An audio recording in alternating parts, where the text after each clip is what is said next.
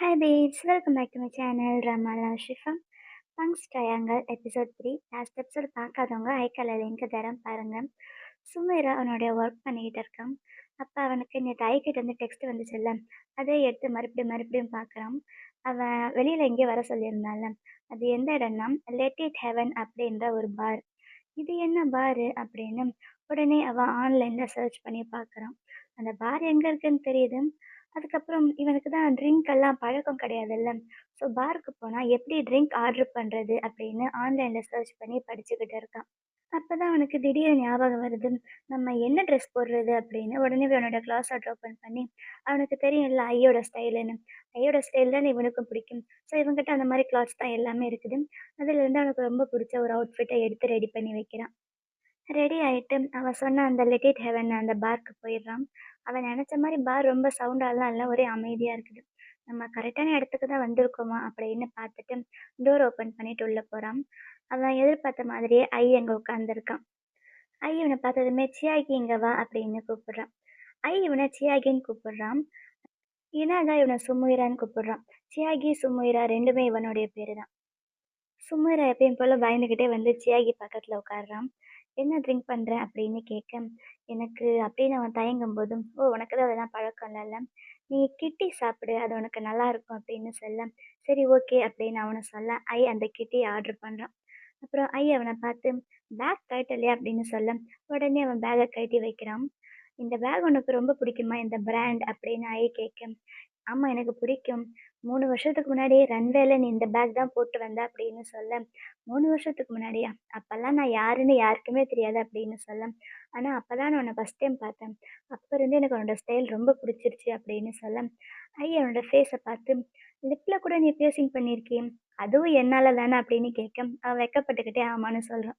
அப்போ ஐ பக்கத்துல இருந்து அவன் தோளில் கை போட்டுக்கிட்டு அவனோட லிப் பியர்சிங்கை லைட்டாக டச் பண்ணி, பரவாயில்ல பார்க்க ஹாட்டாக தான் இருக்கு அப்படின்னு சொல்ல, இங்க சுமீராக்கு என்னென்னமோ ஆகுது. அப்போ அவங்க ஆர்டர் பண்ண ட்ரிங்க் வந்துடுது. ஐ நீ எப்பயுமே இப்படி தான் ட்ரெஸ் பண்ணுவியா? இதான் என்னோட பர்சனல் ஸ்டைலா அப்படின்னு சியாகி அவன்கிட்ட கேட்க, சியாகினாலும் சுமீராலும் ஒன்று தான். அப்போ ஐ சொல்கிறான், அவன் மிடில் ஸ்கூலில் இருக்கும்போதே ரொம்ப ஃபேமஸாக இருக்கிறாமாம். எல்லாருக்குமே அவனை ரொம்ப பிடிக்கும். அப்போவே அவனுக்கு இந்த மாதிரி டிஃப்ரெண்ட்டாக ஸ்டைல் பண்ணணும், ட்ரெஸ் பண்ணணும், புதுசு புதுசாக அவுட்ஃபிட் வாங்கணும், பியர்சிங் பண்ணிக்கணும் அப்படின்ற ஆசைலாம் வந்துச்சாம்மா. அப்படி தான் அந்த மாதிரி அவனுக்கு பிடிச்ச அவனோட ஃபேஷனில் ட்ரெஸ் வாங்க ஆரம்பிச்சு அவன்கிட்ட காசே இல்லாமல் போயிடுச்சாம்மா. ஸோ நம்ம ஒரு மாடல் ஆகிட்டா அதில் வர காசில் நமக்கு பிடிச்ச மாதிரி நிறைய ட்ரெஸ் வாங்கலாமே அப்படின்னு தான் அவன் மாடலே ஆனானாமா. ஓ! அப்படியா? அப்படின்னு இதெல்லாம் சியாகி ரொம்ப ஆச்சரியமா கேட்டுக்கிட்டு இருக்கான். என்ன நான் உன்ன ரொம்ப போர் பண்ணிட்டேனா? அப்படின்னு கேட்க, ச்சே! ச்சே! அப்படியெல்லாம் ஒண்ணும் இல்ல. உண்மைய சொல்ல போணும்னா, என்னோட பயாஸ் கிட்டேருந்து இந்த மாரி கதை கேட்கறது எனக்கு ரொம்ப புடிச்சிருக்கு அப்படின்னு சொல்ல, சொல்லிட்டு, ஐய்யய்யோ! முன்னாடி நம்ம அவன பயஸ்ன்னு சொல்லிட்டோமே! அவன் என்ன நினைப்பானோ அப்படின்னு அவன் பயந்துகிட்டு இருக்க, பக்கத்துல ஐ வந்து, அப்படின்னா உனக்கு என்னுடைய கேஸ் புடிச்சிருக்கு அப்படின்னு தானே சொல்ல வர அப்படின்னு அவனே ஒரு மாதிரி பார்க்க, சியாகிக்கு புரியுது அவன் வேணும்னே விளையாடுறான்னு. ஏன் இப்படி பண்ற? அப்படின்னு கேட்க, சரி விடு சும்மா உன்கிட்ட விளையாண்டேன் அப்படின்னுட்டு ஐ பின்னாடி போயிடுறான். அப்புறம் சியாகி அவன் இவனுக்காக ஆர்டர் பண்ணான்ல, அந்த கிட்டை எடுத்து குடிக்கிறான். அவனுக்கு இது பிடிச்சிருக்குது. அன்னைக்கு அவன் சாப்பிட்டான்ல, அதை விட இது ரொம்ப சட்டிலா நல்லா இருக்குது. இது ரொம்ப நல்லா இருக்கு. ஸ்வீட்டா, பார்க்கறதுக்கு ரொம்ப அழகா இருக்கு அப்படின்னு கிளாஸ் எடுத்து பார்க்குறான். அப்ப ஐ சொல்றான், இத நீ குடிச்சதுக்கப்புறம் நம்ம 2 பேரும் வேற ஒரு இடத்துக்கு போலாம். நான் உனக்கு நைட் லைஃப் சொல்லிக் குடுக்குறேன் அப்படின்னு சொல்றான். எந்த இடம் அப்படின்னு அவன் கேட்க, இன்னைக்கு நைட் ஒரு ரேவ் இருக்கு அப்படின்னு சொல்றான். ரேவா? அப்படின்னா? அப்படின்னு கேட்க, நைட்டு ஃபுல்லா பார்ட்டி நடக்குமாமா. விடிய விடிய பார்ட்டி நடக்குமாமா. ஸோ நீ சீக்கிரம் குடிச்சிட்டு வா. நம்ம 2 பேரும் அங்க போலாம் அப்படின்னு சொல்ல, அடுத்த சீன்ல 2 பேரும் இப்ப அந்த ரேவ் நடக்கிற இடத்துக்கு போறாங்க. பார்த்தா செம்ம சவுண்டுல மியூசிக் போட்டு எல்லாரும் ஜாலியா டான்ஸ் ஆடிக்கிட்டு இருக்காங்க. சுமைராக்கு இதெல்லாம் ரொம்ப புதுசா இருக்குது. இதெல்லாம் உண்மையாலுமே நடக்குமா? நம்ம இதெல்லாம் படத்துல தானே பார்த்துருக்கோம் அப்படின்ற மாரி நெனச்சுட்டு பார்க்குறான். அப்ப அவனுக்கு ஒரு ஆல்கஹால் பாட்டில் கொண்டு வந்து குடுக்க, அத அவன் குடிச்சு பார்க்குறான். ஆனா அது அவனுக்கு ரொம்ப ஸ்ட்ராங்கா இருக்குது. "நீ ஓகே தானே?" அப்படின்னு கேட்க, அங்க ஐயோட ஃபேன்ஸ் சில பொண்ணுங்க வராங்க. "ஐ தானே நீ ஐ தானே?" அப்படின்னு கேட்க, அவனும் ஆமான்னு சொல்றான். ஆனா அந்த பொண்ணுங்களாலயும் அந்த மியூசிக்காலயே என்னன்னு தெரியல. சியாகிக்கு பயமா இருக்கு. அவன் பயந்துகிட்டு ஐயோட கைய பிடிக்கிறான். உடனே ஐயு அவனோட கைய பிடிச்சுக்கிறான். "வா போலாம்" அப்படின்னு அவன அங்கருந்து கூட்டிட்டு போறான். அங்க இருக்கிற பொண்ணுங்கலாம் ஐய தான் பார்க்குறாங்க. அப்ப சியாகியோட மனசுக்குள்ள, "இன்னைக்கு எனக்கு மட்டும் தான்" அப்படின்ற மாரி அவனுக்கு ஒரு ஃபீலிங் வருது. ஏன்னா அந்த பொண்ணுங்க கூட கூட பேசாம இவன் கைய பிடிச்சு தனியா கூட்டிட்டு போறான்ல. அப்புறம் அந்த இடத்த விட்டு 2 பேரும் வெளியில வந்துடுறாங்க. இப்ப அவன் அவன வேற எங்கேயோ ஒரு இடத்துக்கு கூட்டிட்டு போறான். பார்க்கறதுக்கு ஏதோ பேஸ்மெண்ட் மாதிரி இருக்குது. "என்ன இடம் இது?" அப்படின்னு சியாகி பார்க்க, அப்ப அங்க லைட் போடுறான். அவனுக்கு இந்த இடம் நல்லா தெரியும் போல. அப்புறம் ஒரு சிகரெட் எடுத்து பத்த வச்சுட்டு உட்கார, பேக்ரவுண்ட்ல ஏதோ ஒரு மெலடியான ஒரு சாங் போகுது. "இந்த சாங்கு" அப்படின்னு சியாகி கேட்க, "இந்த சாங் எனக்கு ரொம்ப பிடிக்கும்" அப்படின்னு ஐ சொல்றான். அந்த பாட்டுக்கு ஏத்த மாரி லைட்டா டான்ஸ் பண்ண, அத பார்க்க சியாகிக்கு ரொம்ப ஹேப்பியா இருக்குது. ஐயோட இந்த சைடெல்லாம் நான் பார்ப்பேன்னு நெனச்சு கூட பார்க்கல. பரவால்ல நல்லா என்ஜாய் பண்றானே அப்படின்னு அவ பார்த்துக்கிட்டு இருக்க. சியாகி என்ன பண்ற? நீ டான்ஸ் ஆடலையா? என்னையே பார்த்துக்கிட்டு இருக்க அப்படின்னு கேட்க, இல்ல எனக்கு இந்த டான்ஸ் எல்லாம் சரி வராது அப்படின்னு சொல்ல, பக்கத்துல இருந்து அவன் தோள் மேல கை போட்டு, உனக்கு டான்ஸ் ஆடணும்னுலாம் தெரிய வேண்டாம். சும்மா அந்த மியூசிக் ஏத்த மாரி லைட்டா இப்படி வேவ் பண்ணு. அதுவே போதும் அப்படின்னு சொல்ல, அவன் சொன்ன மாதிரியே சியாகியும் பண்றான். சரி அப்படியே வேவ் பண்ணிக்கிட்டே, எப்ப உனக்கு அந்த மியூசிக்கோடைய ஃபீல் வருதோ, அப்ப இதுலருந்து ஒரு சிப் எடுத்து குடிச்சு பாரு அப்படின்னு சொல்ல, அவன் குடிக்கிறான். இப்ப அவனுக்கு உண்மையாலுமே ஆல்கஹால் ரொம்ப பிடிச்சு போயிடுது. நல்லா இருக்குல்ல அப்படின்னு கேட்க, ஆமா எப்படி அப்படின்னு நான் சியாகி கேட்க, அதெல்லாம் எனக்கு தெரியாது அப்படின்னு அசால்ட்டா சொல்றான்.